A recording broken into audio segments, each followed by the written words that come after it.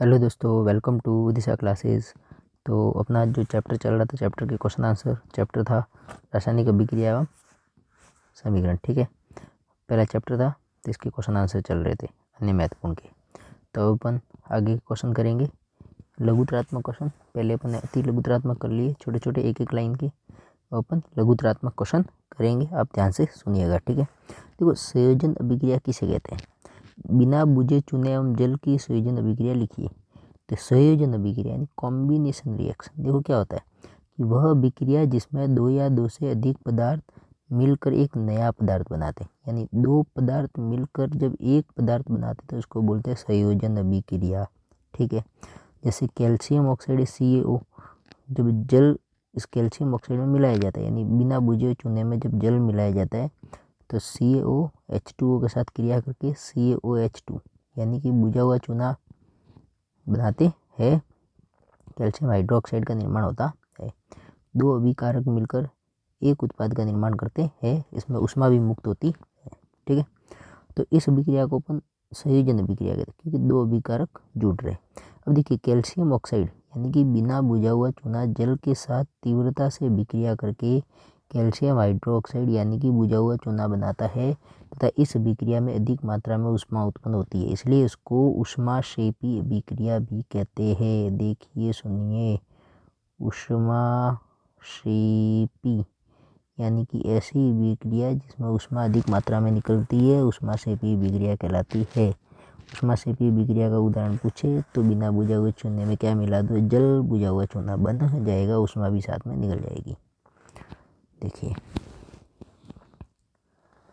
ये calcium hydroxide विलयन का उपयोग दीवारों पर सफेदी करने के लिए होता है, और जब इसको मैं दीवार पे लगाता हूँ तो क्या होता है, 2-3 दिन बाद ये जो वायुमंडल में कार्बन डाइऑक्साइड के साथ क्रिया करके यानी कि CO2 के साथ क्रिया करके ये जो है कैल्शियम हाइड्रोक्साइड ये कैल्शियम कार्बोनेट में कन्वर्ट हो जाता है। इसलिए आपको पता है कि जब दीवार पे सफेदी करते हैं अपन तो इसके स्टार्टिंग में जब नया नया जब सफेदी पन करके तब चमक नहीं आती, 2-3 दिन 4 दिन बाद चमक आती है, क्योंकि तब तक वायुमंडल में उपस्थित कार्बन डाइऑक्साइड कंप्लीट CaOH2 के साथ क्रिया करके कैल्शियम कार्बोनेट में वो पूरा कन्वर्ट हो जाता है, ऊपर वाली पपड़ी। ठीक है, तो वो क्या होता है, चमकीला होता है, चिकना होता है। अब देखिए आगे, ठीक है, रेडॉक्स अभिक्रिया किसे कहते हैं। रेडॉक्स, रेडॉक्स का मतलब देखिए REDOX यानी कि RED यानी रिडक्शन और OX यानी ऑक्सीडेशन। रिडक्शन यानी अपचयन, ऑक्सीडेशन यानी उपचयन। ऑक्सीडेशन का मतलब ऑक्सीजन का योग, रिडक्शन यानी ऑक्सीजन की कमी।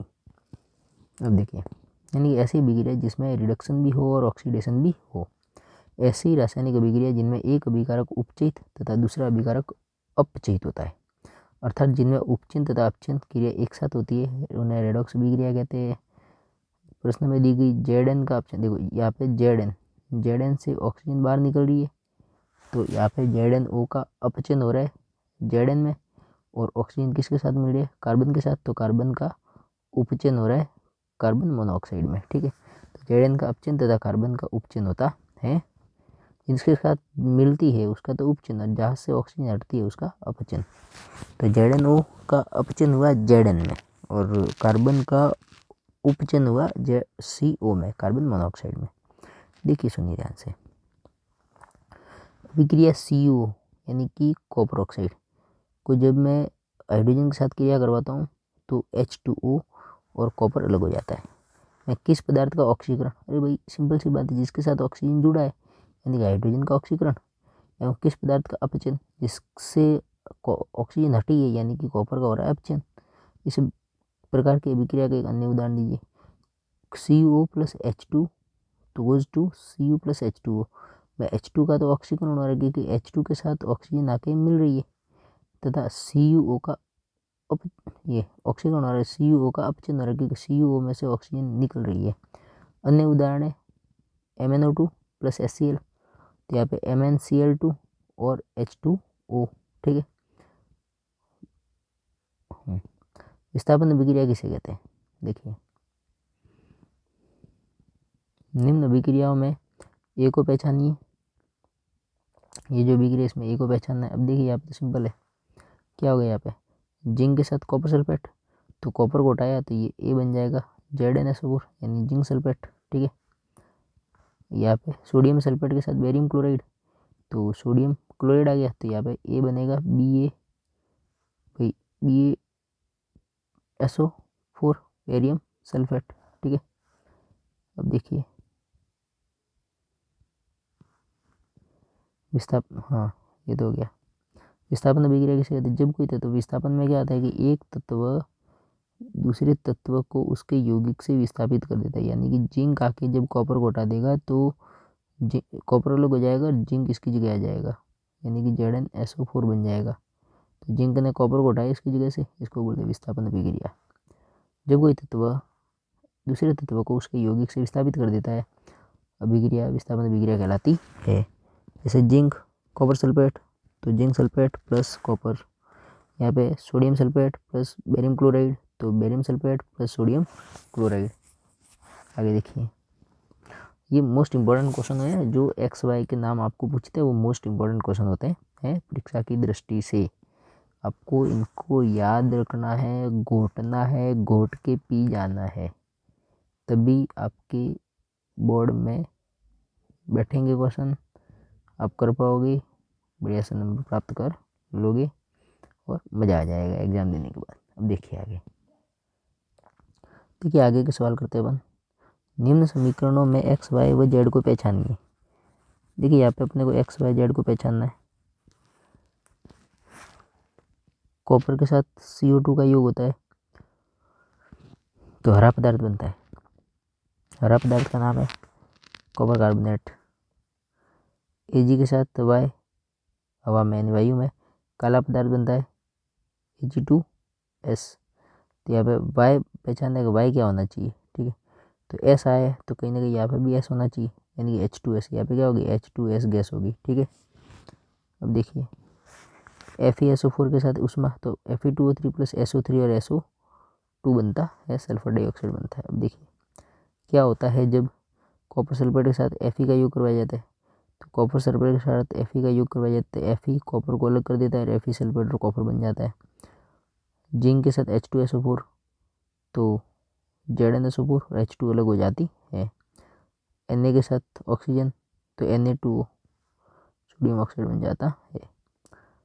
रासायनिक अभिक्रिया का होने को किन प्रेक्षणों के आधार पर ज्ञात किया जाता है?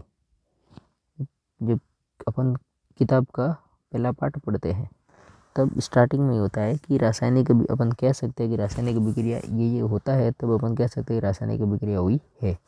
तो क्या क्या होता है, तो कह सकते हैं कि रासायनिक अभिक्रिया हुई है। देखो पदार्थ की भौतिक अवस्था में परिवर्तन होता है तो अपन कह सकते हैं रासायनिक अभिक्रिया हुई है।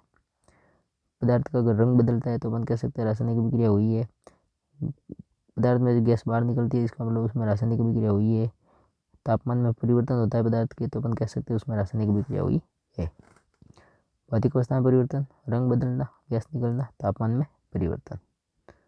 रासायनिक समीकरण किसे कहते हैं, समझिए। अपन अभिक्रिया को एक तो शब्दों में लिखे तो बहुत लॉन्ग हो जाता है, उसी को थोड़ा छोटा करके लिखे, यानी कि अपन बिना किसी भाषा का प्रयोग करके केवल उनका नाम से ही अपन बीच में प्लस वगैरह एरो वगैरह का लगा के ऐसे लिख लेते हैं, इसको अपन समीकरण कहते हैं, ताकि कम से कम शब्दों में अपन उस अभिक्रिया को सामने वाले को समझा सके। देखिए किसी रासायनिक अभिक्रिया में उपस्थित सभी अभिकारकों, इधर अभिकारक तथा उत्पादों को तथा उनकी भौतिक अवस्था को प्रतीकों के रूप में प्रदर्शित करने को ही रासायनिक समीकरण कहते हैं। रासायनिक अभिक्रिया हुई है, अब अपन उसको पूरा लैंग्वेज में लिखे, पूरे वाक्य को वाक्य लिखे तो ये बहुत विवरण उसका लंबा हो जाता है। वाक्य के रूप में किसी रासायनिक अभिक्रिया का विवरण बहुत लंबा हो जाता है, अतः इसे संक्षिप्त रूप में लिख सकते हैं। इसकी सबसे सरल विधि शब्द समीकरण होती है। जैसे मैग्नीशियम की ऑक्सीजन से क्रिया होने पर मैग्नीशियम ऑक्साइड बनता है। ये कितना लंबा वाक्य है, इस वाक्य की जगह अगर मैं ऐसा लिखूँ मैग्नीशियम प्लस ऑक्सीजन तो मैग्नीशियम ऑक्साइड, ये थोड़ा शॉर्ट हो गया, तो ये शॉर्ट फॉर्म में लिखना ही रासायनिक समीकरण कहलाता है। ठीक है, अब देखिए आगे, तो इस अभिक्रिया में मैग्नीशियम तथा ऑक्सीजन ऐसे पदार्थ है जिनमें रासायनिक परिवर्तन होता है, इन्हें अभिकारक कहते हैं। इन दोनों को बोलते हैं अभिकारक। इधर वाला होता है उत्पाद। इस अभिक्रिया में एक नया पदार्थ बनता है मैग्नीशियम ऑक्साइड, इसे उत्पाद कहते हैं। ठीक है, तो रासायनिक समीकरण किसे कहते हैं कि किसी विक्रिया का विवरण बहुत लंबा हो जाता है, इसलिए उनको शब्दों के रूप में लिख सकते हैं, इन्हीं को अपन शब्द समीकरण कहते हैं। अब देखिए आगे, इनको प्रतीकों के रूप में और छोटा किया जा सकता है। रासायनिक समीकरण किस प्रकार लिखा जाता है, उदाहरण सहित समझाइए। रासायनिक समीकरण दो प्रकार से लिखे जा सकते हैं। फर्स्ट, पहला है शब्द समीकरण के रूप में।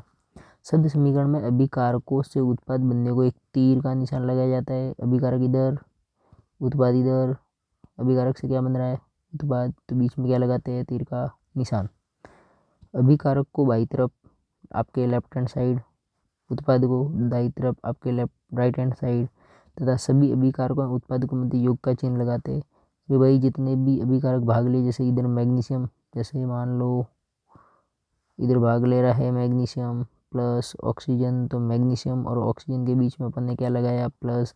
इधर बन रहा है केवल मैग्नीशियम ऑक्साइड, तो इधर अपन अगर और कुछ, जैसे मान लो कोई और गैस निकलती, मान लेते हैं कि हाइड्रोजन निकलती, तो अपन उत्पाद के बीच में भी प्लस का निशान लगा के दूसरा पदार्थ लिख लेते हैं, ठीक है। लेकिन यहाँ पे नहीं है ऐसा। देखिए आगे, इस अभिक्रिया में जो तीर का निशान है वो देखिए, तीर का सिरा उत्पाद की ओर होता है, यानी कि यहाँ से यह होता है। इसका मतलब है कि अभिक्रिया यहाँ से ऐसे हो रही है, यानी कि अभिकारक से उत्पाद बन रहा है। सूत्र के रूप में सब समीकरण, ये तो सब समीकरण था। अब सब समीकरण को और छोटा रूप में लिखे, जैसे मैग्नीशियम ऑक्सीजन की अभिक्रिया मैग्नीशियम ऑक्साइड बनता है, ये और छोटा रूप हो गया। इसको वाक्य के रूप में लिखना बहुत कठिन हो जाता है, इसलिए अपन ने इसका सब समीकरण लिखा। सब समीकरण थोड़ा छोटा हो गया, इस सूत्र के रूप में लिखना और थोड़ा छोटा हो गया। तो ये सबसे व्यवस्थित तरीका है। शब्दों के स्थान पर रासायनिक सूत्र का उपयोग करके रासायनिक समीकरण को संक्षिप्त रूप में लिखा जाता है, जिससे ये अधिक उपयोगी बन जाता है। रासायनिक समीकरण किसी रासायनिक अभिक्रिया को संक्षेप प्रदर्शित करता है, जैसे Mg plus O2 goes to 2MgO। समझिए, ऑक्सीकरण किसे कहते हैं। अरे भाई, ऑक्सीकरण किसे कहते हैं, जिसमें ऑक्सीजन जुड़ता है उसको ऑक्सीकरण कहते हैं, उस अभिक्रिया को ऑक्सीकरण अभिक्रिया कहते हैं। वह रासायनिक अभिक्रिया है जिसमें किसी पदार्थ में ऑक्सीजन की वृद्धि अर्थात हाइड्रोजन की कमी, यानी हाइड्रोजन बाहर निकलता है, तो ऑक्सीकरण कहलाती है। जैसे Mg में O2, MgO, ये गलत है, 2 यहाँ पे आएगा, यहाँ पे 2MgO आएगा, ठीक है, MgO2 नहीं होगा। हाँ, फिर H2S में Cl2, तो यहाँ से S में से H2 बाहर निकल रही है, तो यहाँ पे सल्फर का क्या हुआ, ऑक्सीकरण हुआ है। सल्फर में H2 की कमी हुई तो सल्फर का भी ऑक्सीकरण हुआ है, उपचिन्ह हुआ है। देखिए, एक डिश में जब कॉपर चून लेते हैं Cu, उसको गर्म करते हैं, तो गर्म करने के लिए ऑक्सीजन चाहिए, ठीक है, तो कॉपर ऑक्साइड बनता है। कॉपर चून को गर्म करने पर कॉपर चून की सतह पर कॉपर ऑक्साइड की काली परत चढ़ जाती है। यह काला पदार्थ कॉपर ऑक्साइड कॉपर में ऑक्सीजन के योग से बना है। कॉपर में जब ऑक्सीजन का योग होता है Cu plus O2 goes to CuO, copper oxide, यानी कि कॉपर पर जो काले रंग की परत है वो कॉपर ऑक्साइड की परत होती है।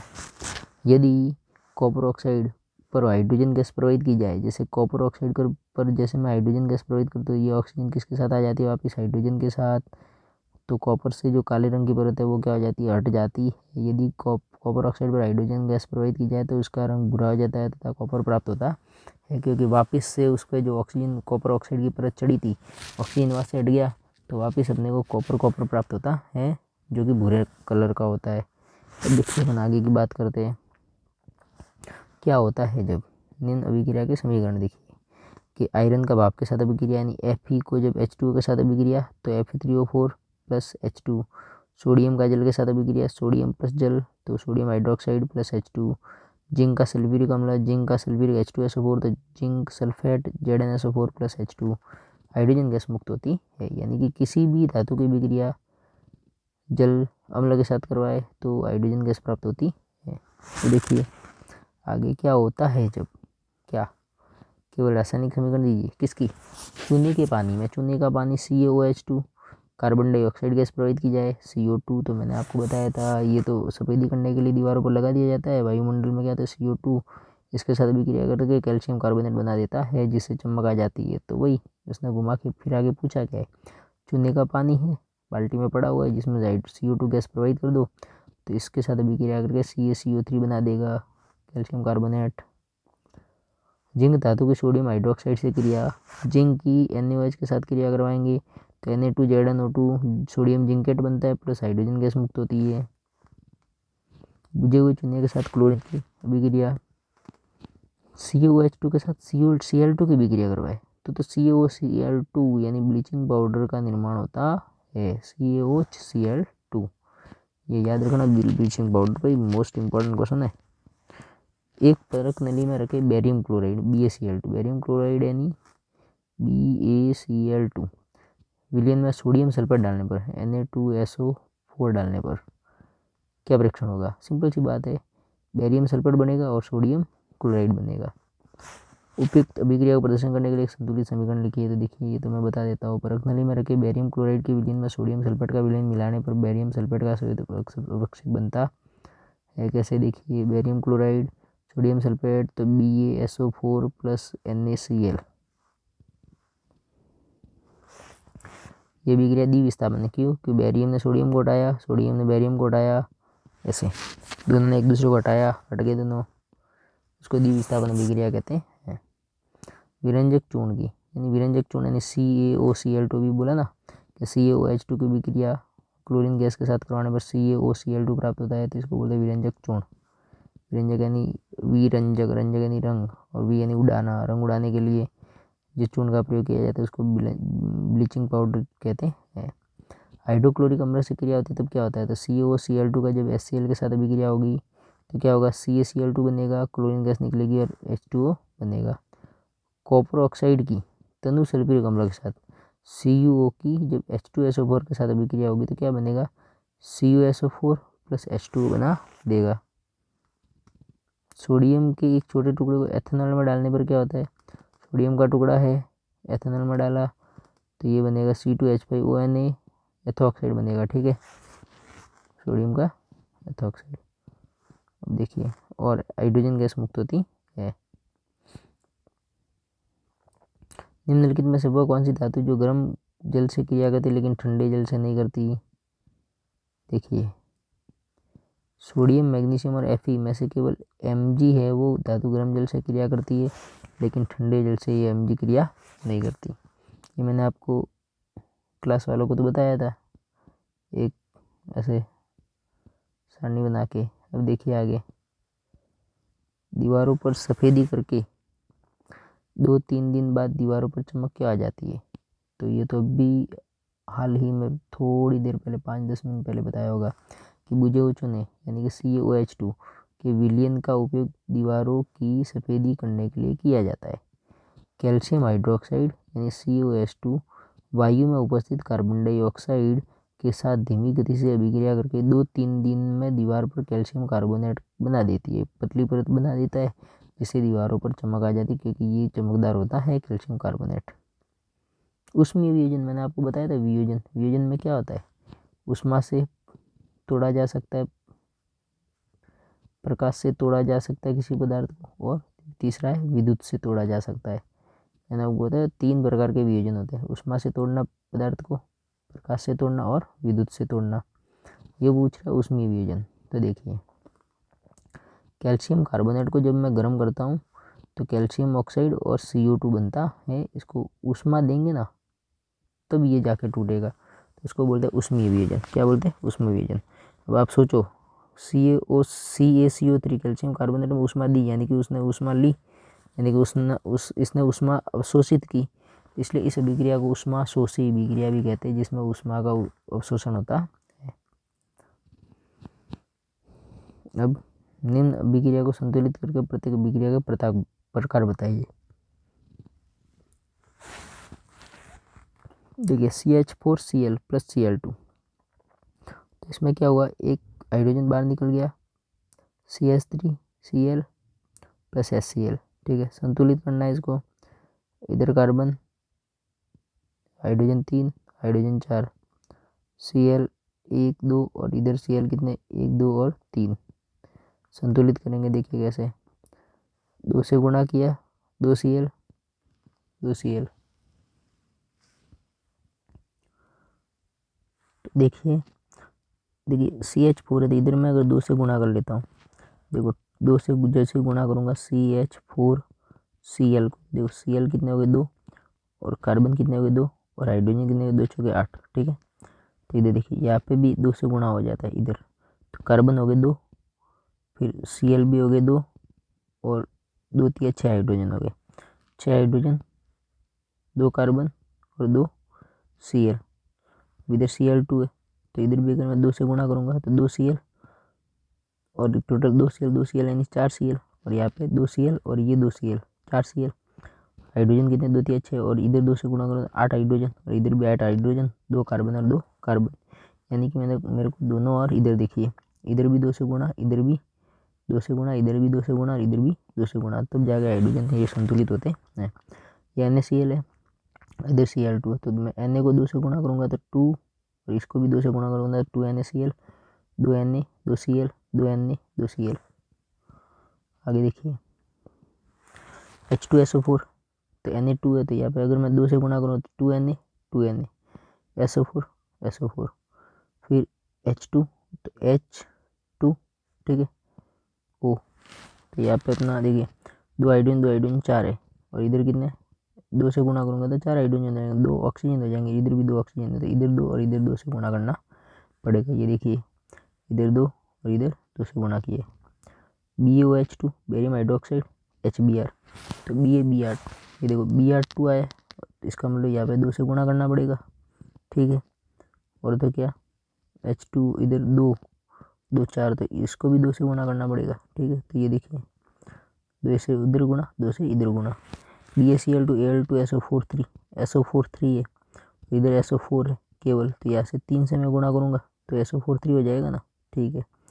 अब Al इधर 2 है तो इधर भी 2 से गुणा करूँगा तो 2Al हो जाएगा, सही है। ये भी इधर Ba3 हो गया तो इसको मैं क्या करूँगा 3 से गुणा करूँगा तो इधर भी 3 हो जाएगा, तो इस प्रकार आपका समीकरण संतुलित हो जाएगा।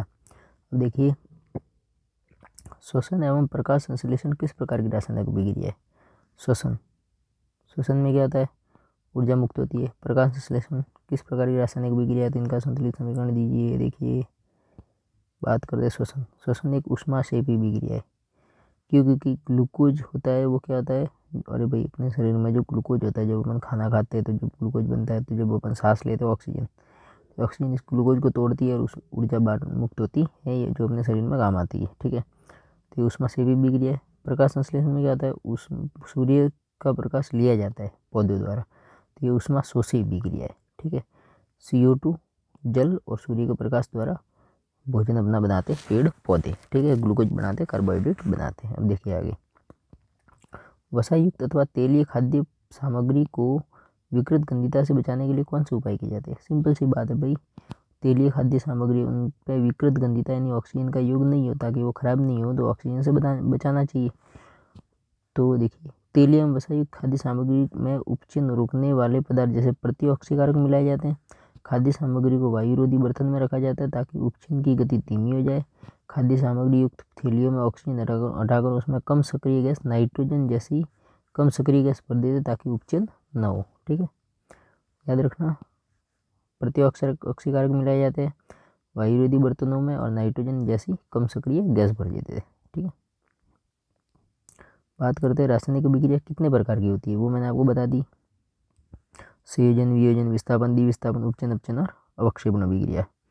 संयोजन और वियोजन के बारे में बता दिया मैंने आपको। संयोजन अभिक्रिया जिसमें दो पदार्थ मिलकर एकल पदार्थ बनाते हैं, CaOH2 CaOH2 C+O2 CO2। वियोजन अभिक्रिया बता दी कि एक पदार्थ टूटकर दो या दो से अधिक पदार्थों का निर्माण होता है। वह अभिक्रिया जिसमें एकल पदार्थ टूटकर छोटे छोटे अधिक उत्पाद बनाता है, जैसे लेड नाइट्रेट को गर्म करने पर लेड ऑक्साइड, नाइट्रोजन डाइऑक्साइड और ऑक्सीजन में टूट जाते हैं। कैल्शियम कार्बोनेट गर्म करने पर कैल्शियम ऑक्साइड और CO2 में टूट जाता है। सिल्वर क्लोराइड को सूर्य के प्रकाश में रखने पर सिल्वर और क्लोरीन में टूट जाता है। तो ये सब विस्थापन अभिक्रिया का उदाहरण है। लेड नाइट्रेट तथा पोटेशियम आयोडाइड के विलयन को मिश्रित करने पर क्या होगा, किस रंग का अवक्षेप बनेगा। तो देखिए lead nitrate plus potassium iodide, तो ये लेड आयोडाइड और पोटेशियम नाइट्रेट का निर्माण होता है। लेड आयोडाइड जो कि पीले रंग का अवक्षेप बनता है, तो यहाँ पे पीला रंग का अवक्षेप बनेगा। अवक्षेपित यौगिक का नाम लेड आयोडाइड। इस अभिक्रिया के लिए संतुलित समीकरण देखिए, ये संतुलित है, ये दो यहाँ से गुणा किया तो दो के, ठीक है। ये आपको ध्यान से देखिए ये क्या क्या है इसमें, ये पूरा प्रश्न देख लीजिए। लेड नाइट्रेट को ये पोटेशियम आयोडाइड से गुणा करने पर लेड आयोडाइड और पोटेशियम नाइट्रेट बनता है। ठीक है, इस प्रश्न को थोड़ा व्यवस्थित तरीके से आपको पढ़ लेना है। जल के वैद्युत अपघटन की विधि लिखिए, इसको आवश्यक रासायनिक अभिक्रिया दीजिए एवं नामांकित चित्र बनाइए। जल का वैद्युत अपघटन अब देखते हैं। देखिए, समझिए ध्यान से। जल का वैद्युत अपघटन, जल का वैद्युत अपघटन का मतलब ये है कि जल में विद्युत धारा प्रवाहित करेंगे। सर्वप्रथम प्लास्टिक का एक मग लो, ये मग लिया, तली में 2 छिद्र करो, छिद्र किए, उनमें रबड़ की डॉट लगा दो, डॉट लगा दी। अब इन छिद्रों में से कार्बन इलेक्ट्रोड डाल देते, एक ये और दूसरा ये, और उन्हें एक 6 वोल्ट की बैटरी से जोड़ दो। अरे भाई, जोड़ दिया, ये ले जोड़ दिया, एक और ये 2 प्लस और माइनस वाले तार लगा दिए। फिर मग में जल को डाल दिया, इलेक्ट्रोड को उसमें डुबो देते हैं तथा उसमें तनु सल्फ्यूरिक अम्ल के कुछ बूंदे डालते हैं। जल को अम्लीकृत करना जरूरी है। इसके बाद जल से भरी 2 आसंकित प्रकनलियों को दोनों कार्बन इलेक्ट्रोड के ऊपर उल्टा रख देते हैं। ये प्रकनली को उल्टा रख दिया और उसमें विद्युत धारा प्रवाहित कर थोड़ी देर के लिए छोड़ दिया। हम देखते हैं कि दोनों इलेक्ट्रोडों पर बुलबुले बनते हैं जो आसंकित नल से जल को विस्थापित कर देते हैं। ये देखिए, ये अब दोनों प्रकनलियों में गैस भर जाने पर उन्हें सावधानी से हटाकर उनके बाद जलती हुई मोमबत्ती लाकर इन गैसों का परीक्षण करते हैं। निष्कर्ष, हाइड्रोजन और ऑक्सीजन गैस में अपघटित हो जाता है तथा ये गैस दोनों प्रकनलियों में भर जाती है। H2O टूट के H2 और O2 में टूट जाता है। देखिए, इसमें क्या किया अपन ने, कुछ नहीं किया। इसमें क्या है, देखिए, मग लिया, 2 इलेक्ट्रोड लिए, मग के छेद किए, दोनों इलेक्ट्रोड 6 वोल्ट की बैटरी से जोड़ दिया। जोड़ने के बाद इसमें 2 प्रकनलियाँ ऊपर उल्टी रख दी। फिर अपन ने बैटरी जैसे ही स्विच चालू किया तो यहाँ पे कुछ बुलबुले बन जाते हैं जो कि हाइड्रोजन और ऑक्सीजन के होते हैं। बुझे हुए चूने के निर्माण की विधि लिखिए। बुझा हुआ चूना CaOH2 यानी कि CaOH2 मेरे को बनाना है। कैसे बनेगा, CaO में जब क्या प्रवाहित करेंगे, जल। ठीक है, तो देखिए, इससे संबंधित रासायनिक अभिक्रिया नामांकित चित्र भी बनाइए। द्विविस्थापन अभिक्रिया क्या होती है, उदाहरण देकर समझा दिया पहले ही। बुझे चूने के निर्माण की विधि देखिए। एक बीकर, कैल्शियम ऑक्साइड यानी CaO मिलाना है, जल। तो ये बीकर, कैल्शियम ऑक्साइड लिया, जल मिलाया, CaOH2 बनाया, यानी बुझा हुआ चूना बन गया। एक बीकर में थोड़ा कैल्शियम ऑक्साइड बिना बुझा हुआ चूना लेते हैं, उसमें धीरे धीरे जल मिलाते हैं। अब बीकर को स्पर्श करते हैं, हम देखते हैं कि बीकर का ताप परिवर्तित हो जाता है, बीकर थोड़ा गर्म हो जाता है। ये ऊष्मा निकलने के कारण हुआ, यानी कि ऊष्मा से ये अभिक्रिया है। कैल्शियम ऑक्साइड जल के साथ तीव्रता से अभिक्रिया करके बुझे हुए चूने का निर्माण करते हैं, अधिक मात्रा में ऊष्मा उत्पन्न होती है।